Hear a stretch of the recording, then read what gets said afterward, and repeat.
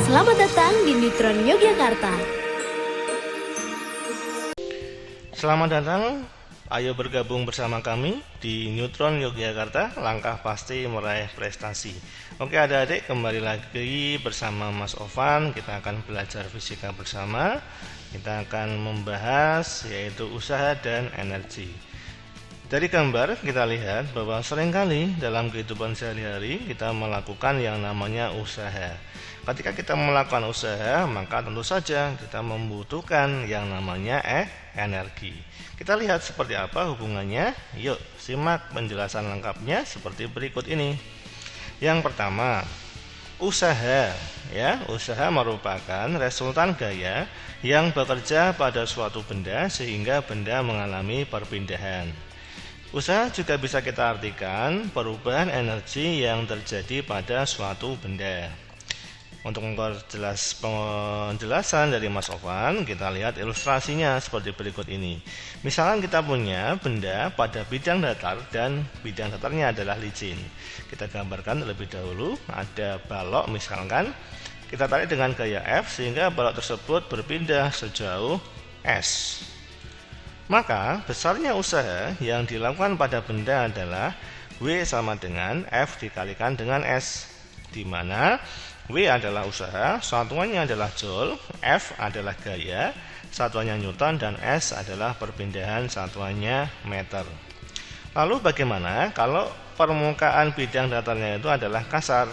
Maka akan muncul gaya yang namanya gaya gesek, ya. Di mana gaya gesek ini arahnya akan selalu melawan arah perpindahan benda. Lalu karena ada gaya gesek ini, maka besarnya usaha pada lantai yang kasar menjadi W sama dengan sigma F dikalikan dengan S. Di mana sigma F-nya adalah F yang kita berikan dikurangi dengan gaya gesek Fg dikalikan dengan perpindahan. Di mana Fg adalah gaya gesek, satuannya adalah Newton. Lalu kemudian, kalau gayanya membentuk sudut, bagaimana? Nah, kita lihat ilustrasinya terlebih dahulu. Kita punya sebuah benda atau balok ya, kita tarik dengan gaya F, dan gaya yang kita berikan membentuk sudut theta terhadap arah horizontal sehingga benda akan berpindah sejauh S. Maka kita butuh proyeksi gaya dalam arah sumbu X atau searah dengan arah perpindahan benda. Sehingga kita mendapatkan, jadi kalau ada F nempel sama sudut, maka kita ketemu sama F cos theta.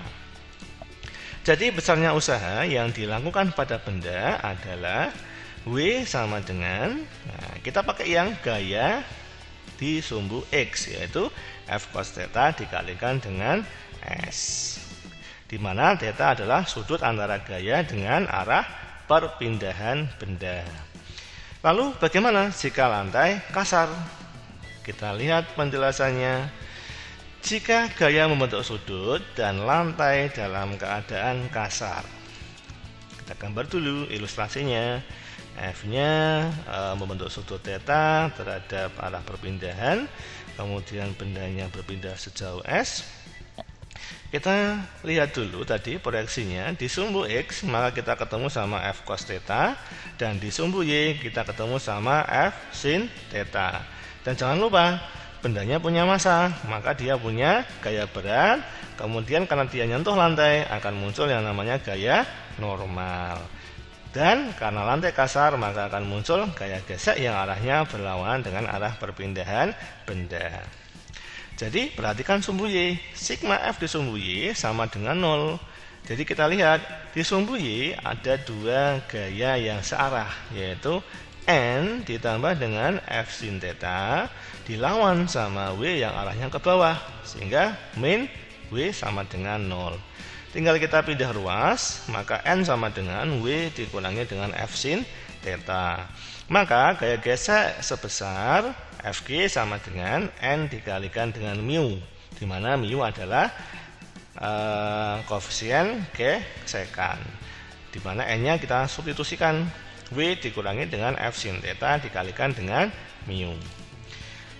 Untuk mencari usaha, maka adik-adik lihat atau perhatikan di sumbu X. Di sumbu X ada dua gaya, yaitu ada F cos theta dan FG. Nah, dua gaya ini yang berpengaruh terhadap usaha pada benda. Sehingga W sama dengan sigma F dikalikan dengan S. Sigma F-nya adalah F cos theta dikurangi dengan FG dikalikan dengan perpindahan. Selanjutnya, kalau pada bidang miring gimana Mas? Nah, kita lihat dulu ilustrasinya seperti berikut ini. Kita buat bidang miring dengan sudut kemiringan theta. Kemudian kita letakkan benda atau balok, dan baloknya ini kita mau tarik dengan gaya F.